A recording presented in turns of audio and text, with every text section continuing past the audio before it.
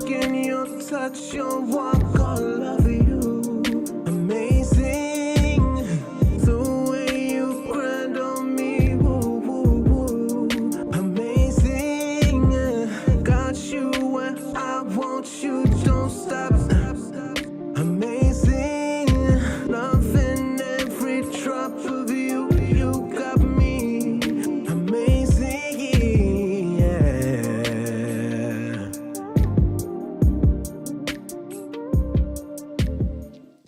What's good, y'all? It's Jazz, and you are tuned in with In the Mix. Today, I have filmmaker Keith Lee in the building. What's up? Hey, how you doing? Thank you for having me. No problem. Thank you for coming and chopping it up with me today.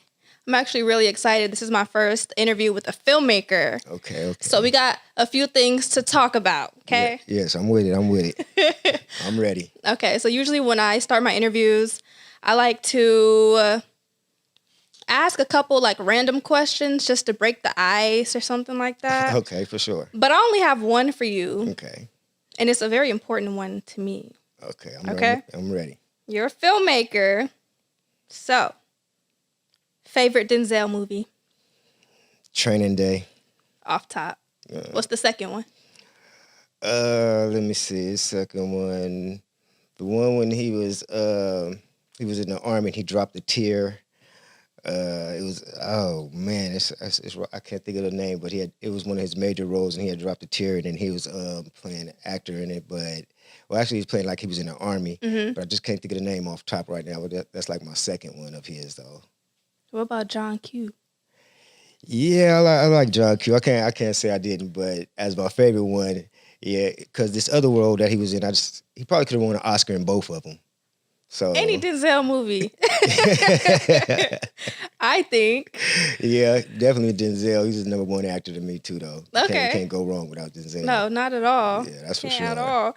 So tell me, where are you from?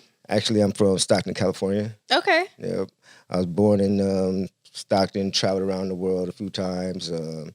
Later on, my dad was in the army, so I ended up in Germany. I've been to Texas. I've been in a few places to travel around. Yeah, but born and raised in Stockton, whole family from the east side of Stockton, so I was born out here. Okay. So you went to school. You have a degree in communication and radio and television? Yes. Tell me a little bit about that. How did you go down that route? Okay, well, actually, it's kind of, what happened was I was in the film, and I was living in Stockton and stuff, and I was kind of like, I was out in the streets, and I was hustling, and I was selling drugs and a lot of different stuff, and my older brother had just got killed. My parents had moved to Frisco. Mm-hmm. But we'll say when I was in Germany, we had heard about Spike Lee, and he was a filmmaker, but I wanted to make films, but I didn't know if it was possible. Mm-hmm. So then when I came back and back to the States, I was out in the streets and stuff. Like I was saying, my parents had moved to Frisco, so I moved to Frisco with them for a while to get out the streets. And there was a guy on TV by the name of Matty Rich. He had made a movie called Straight Outta Brooklyn. Mm-hmm. And that's what made me kind of like getting started. And I put Spike Lee had made movies, so it made me want to make movies. But when Matty Rich showed that coming from the streets, kind of sort of that you could raise your own money and make a movie, that's when I knew that it was really possible without going to college. And right. Yeah, but I still had to go to college to learn the fundamentals of filmmaking when I was in Frisco. Like the basics. Yeah, so I didn't have like a library card or anything like that, but I would check out books and read all of the books, and then after I read them, I'd take them back so that they wouldn't be stolen so somebody else could read the books. Right. But after that, I still need to learn some more, so I jumped into City College, took their classes, a lot of City College courses on film, and we were editing it in film. Nothing digital now, it was all film. Mm-hmm. So after that, then I came back to Stockton, got my degree, learned all them classes up in Frisco in film, but then technology changed. Right. Yeah. So how'd you feel about that? Because that's a big jump. That's how I got into communications, because technology changed. And when we went from slicing with film, everything was digital, Final Cut, Adobe. So you had to transition to that. So when I came back to Stockton, I had already interned on films in the Bay Area. I had interned on Spice One's videos, MC Hammer's, who else? Boots from the Coop. And then I started getting paid after that as a PA. Once they watch you working as an intern, people will watch you and see how good you are and they'll pick you up. So I ended up getting paid jobs like for PA positions in the Bay Area. But when I came back to Stockton, there was nothing really going on. Everything was in communication. So I had to go back to Delta, jump in there and learn and see how it was going for I guess this new wave that was coming along that took us by storm, and that's the internet. So that's how I got into communications in Stockton. I went there, took up every class that they had there, and told them about filmmaking because I had already made a movie already. So when I got into communications class, so I was telling them about how to make movies and stuff. But that's how I got into communications, all from starting off in film and then having to catch up and end up in the communications. Okay. So I'm going to go back on the intern. Okay. The intern portion of what you were talking about. Tell me about Mrs. Doubtfire, Robin Williams. Oh, yeah. I had interned on that. That's dope. The way I got that was kind of like they was always shooting movies in San Francisco, independent movies. So I was walking down the street and I seen all of the trailers, and there was a whole bunch of trailers, and I didn't know I knew that they were shooting a movie. So, and I went and I said, forget it, I'm just gonna knock on a trailer. I knocked on a trailer, but a lady came out, and she just happened to be like, she was working for Robin Williams, and she had did all of the budgets and all of the casting and stuff. So then I started talking to her and told her I was in the filmmaking, I wanted to make movies, and then she got me on as an intern. That's dope. So you just knocked on the door. It was like, hey, what's up? I'm trying to work. Yeah, she's still in the industry right now. So her name is Debbie Brubaker, but she's still in the industry in the Bay Area and stuff. But yeah, just got to keep pushing, knock. You never know what somebody's gonna say. That's what's up. That's very inspiring. Thank you. For sure. Yeah, it's pushing. Because you're going to start off picking up paper for free first, but you got to watch if you want to be the director. Then that's like what I was doing. I was watching because I wanted to be the director. So I'm picking up paper, but I'm still watching what director says and how they move and talk to people and then seeing about the grips. And because after you start interning, and you got to start picking up the lingo, like what's an Apple box and C-stands, and you got to know all this stuff. So if you working as an intern, you got to basically read like whoever need help on set. You got to like kind of like mind read them and then take the stuff to them and then help them before, because it's a whole production. It involves a lot of people, but you got to just be on point about it. But also take your notes at the same time. Yeah, so you keep going. Yeah, because you definitely want to go on your own someday for sure. So you got to take them notes. You don't want to be an intern forever. Nah. I feel it. Tell me about the people you've met. Danny Glover, Lynn Whitfield. Tell me about that. Yeah, when I came back to Stockton after I was trying to make a movie and I didn't have the funding. I didn't have the funding, but I had the know-how and technique and all of that. But there was a guy out of Sacramento who was making movies and stuff. Well, he wasn't making movies. He had a #1 rap company. So I went to him and told him that I was trying to make movies and stuff. And me and him got together and we produced my first movie, which was Greedy. He produced it. He had put up like maybe 100,000 or something, and I ended up writing the movie and I directed the movie. Then we started entering in film festivals, because the only way you're gonna get a little bit of notice is if you some film festivals, but you gotta know which film festival is the right one to go with, because if you just put your movie in a film festival as a world premiere, then that it will be a world premiere, but it might be on a smaller level. Right. Because you want to go to like Sundance first, or they got other certain ones that's different criteria the way you want to put your movie in. Because like I was saying, once you put it in the first run, world premiere, it's going to be a world premiere, and you won't be able to world premiere it as another film festival. So if you go to a lower film festival, you'll be stuck. So, but we had entered the San Francisco Black Film Festival, and I got in there, and then I went to the Hollywood Black Film Festival, and from there we went to Cannes, France. Oh, So wow. when we was in Cannes, France, that's where I met Danny Glover and Lynn Whitfield. They was giving Danny Glover an award, and he wanted me to be up there with him and said the next filmmaker is going to get this award. So I was up there on the beach with Danny Glover, and we talked and discussed for future projects. But that was years ago. But I'm not going to say it's still not going to happen, because anything can happen in the future. Yeah. And then I met Lynn Whitfield. She was there, and I met the other guy. He had just did the movie with Tupac.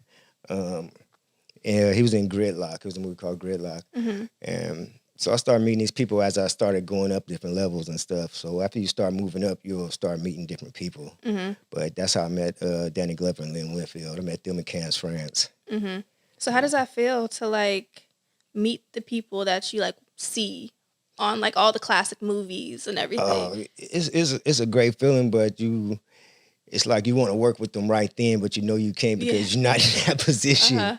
You're like, man, I wish I could work with you right now. How much is your budget? I'll give you this money. Come on, hop in this movie. But you got to keep grinding. But it does let you know that it's attainable. Yeah. Yeah, it definitely lets you know that it's attainable because you're really speaking to these people now. And everybody started from somewhere. I mean, they all had to start off acting somewhere at the beginning. So everybody really knows that everybody's like green, which means everybody's a fresh start. So most of the time, the people, they willing to give you advice or tell you anything or direction to go once you meet them because they've already been where we're trying to go. Right. Put you on game. Yeah, that's the way to go. Right. So when you think of Spike Lee, or at least when I think of Spike Lee, I think of Black culture. Yeah. You know, when you, or when I think of Tim Burton, I think of like spooky, you know what I mean? So what would you describe your film style? Reality, realistic. I guess realism. I try to create the reality and realism of life and put it in my movie so people really can experience and get the feelings from them. So I just try to keep it just in reality. I mean, I haven't got into horror or animation or anything like that or comedy yet, but I'm going to go there. But so far, everything I've been shooting is like just like more of reality, what's going on now today and what could happen. So I just shoot basically realism. Okay. So what's your dream project? Like you can cast anyone. It could be about anything. It would, if I could, I wouldn't. I don't know if I have the actor for it right now, but it would probably. I think they might be getting ready to make a movie already, but it's Oscar Micheaux. And Oscar Micheaux, he was the first Black director and film director, and he took his movies from house to house when nobody would let him even get a chance. So he produced his own movies, directed them, took them to house so people could see them. So that would be my number one movie I want to make. Maybe with Danny Aiello, who was in movies with Ava DuVernay. Maybe I'd work with him because he's a great actor. So I'd probably work with him. So what would be your ideal storyline? My ideal storyline, I guess rags to riches, something. I guess I'm not on that level from rags to riches, beginning, I guess from starting from nothing to make it to something. That's one inspirational story, something. I guess I forgot the name of the Will Smith movie he did, but it wasn't no guns involved in nothing. It was just a nice story, but it was him and his son in San Francisco, and he had to learn to get another job. And Pursuit of Happiness? That's the one. Yeah, see, that didn't take no guns. It was just a story. So I guess an inspirational story. That would be my ideal one that everybody would love, but it's just got to keep working towards that. Yeah. Yeah. So let's talk about the projects you have done. Okay. So. Yeah. Well, my first movie I did was Greedy, and we traveled.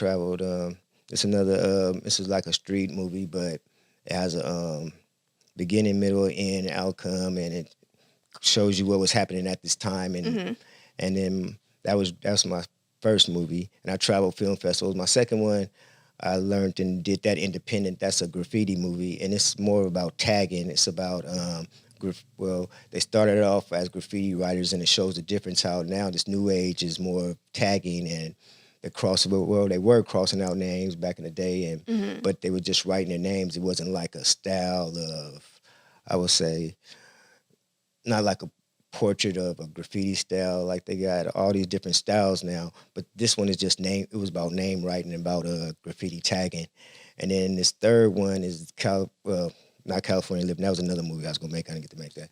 But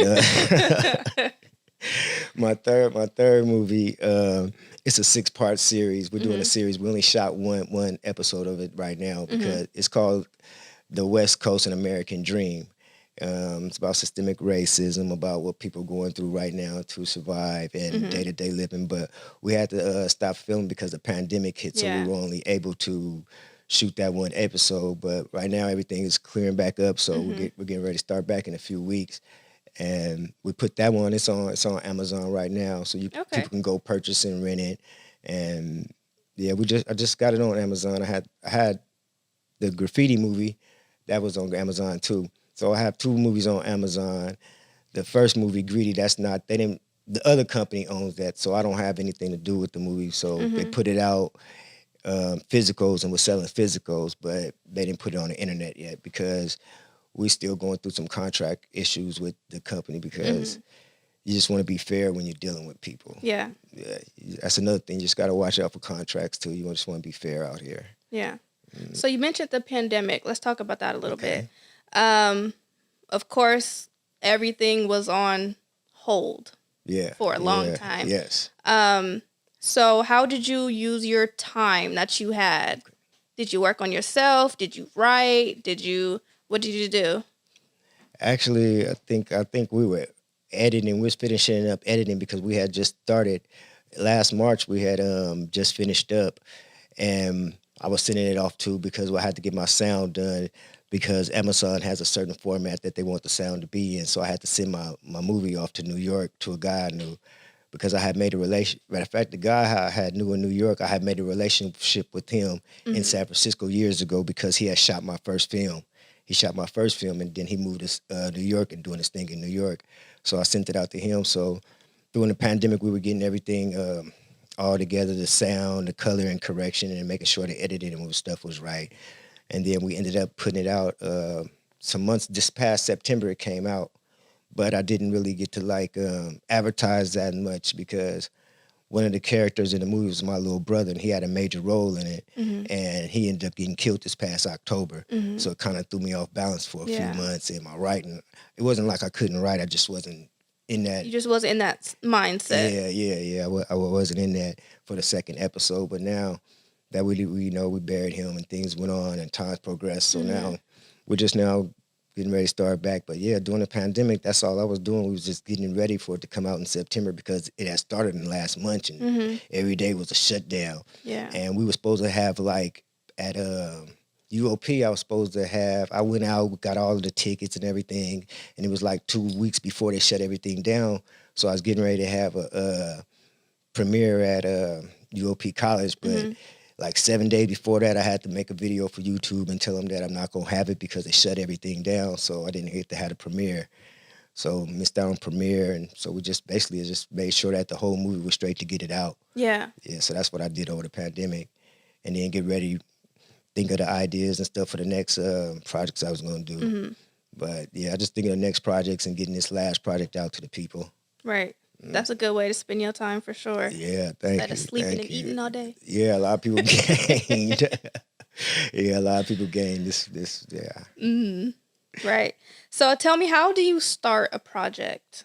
Like, do you think of visuals first? Do you think of script or characters? Or how do you think your mind works when it comes to working on a film? Okay, mine, I would say story comes first. I mean, usually the characters, they're going to build themselves in the story because once I start writing, they take up a life on their own. And then like a person you didn't even think about you was writing about you might want to take them, say, to a store or something.